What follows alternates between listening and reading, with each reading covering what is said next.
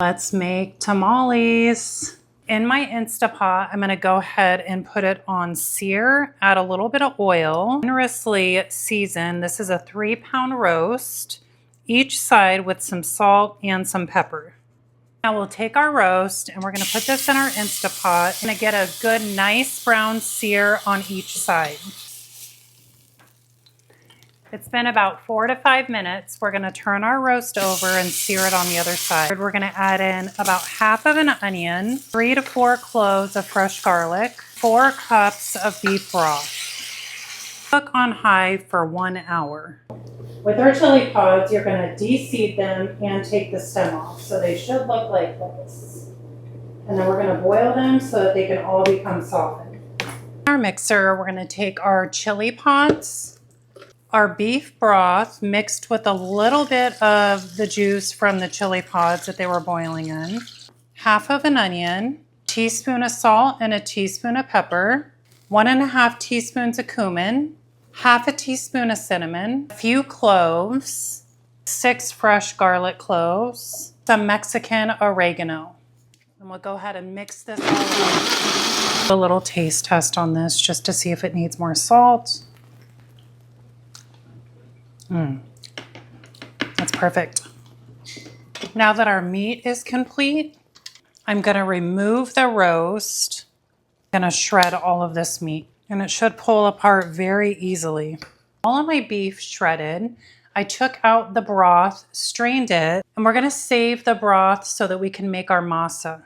Add all of our shredded beef back in, about 40 to 50 tamales, depending on how thick you like them. With our red chili sauce, I start out with about 2 to 4 cups. We don't want it to be soupy, the consistency. We're gonna save a little reserve for your masa because this just enhances the flavor of your tamales. I'm gonna let this simmer while I begin making the masa. For the masa, you're gonna start out with about 1/4 of a cup of lard. We are going to whip this. We want a whipped consistency.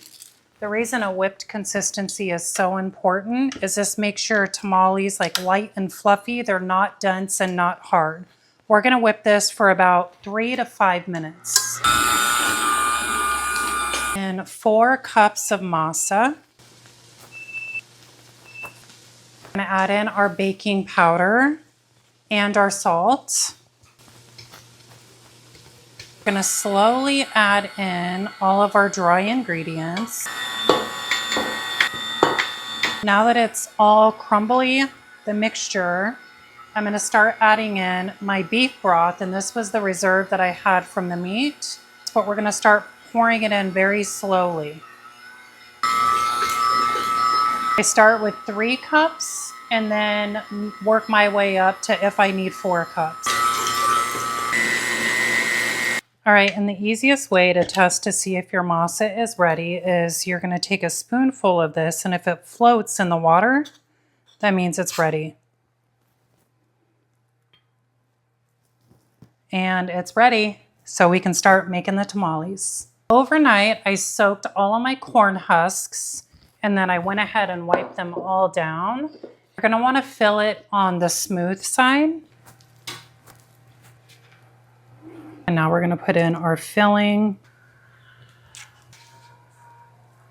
And you can tie them if you like, and we're gonna repeat that process. As I was making those, I forgot to put in my red sauce, so I went ahead and put in my red sauce, and now I'm gonna start spreading them again.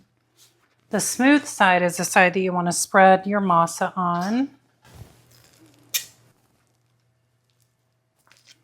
And the red sauce just enhances the flavor when you put that in. 2 tablespoons, depending on how big the corn husk is, maybe 3 tablespoons of the meat. You can add peppers, you can add cheese, you can add whatever you like. That's about right. And then you're gonna fold it over and then over again. Take this piece and flip this up. And in my pot, I'm gonna fill it with about 2 inches of water. I'm gonna do a layer of like all of my broken corn husks. I want them to be crowded, so we're gonna give enough space. So here's the tamales, and we're gonna start just layering them all in. Lay some corn husks on the top. Hand towel. And cover that. Place the lid on, and it's going to be about an hour and a half to 2 hours.